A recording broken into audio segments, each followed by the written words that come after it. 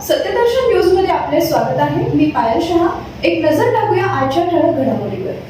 मुख्यमंत्री देवेंद्र फडणवीस यांनी शाळेच्या पहिल्याच दिवशी चिमुकल्यांचं स्वागत करून संवाद साधला।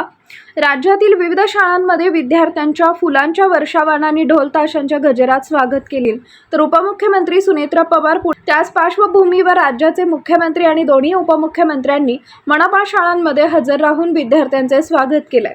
मुख्यमंत्री देवेंद्र फडणवीस शाळेतील पहिल्या दिवशी चिमुकल्यांच्या स्वागतासाठी उपस्थित राहिले आणि त्यांच्याशी संवादही साधला।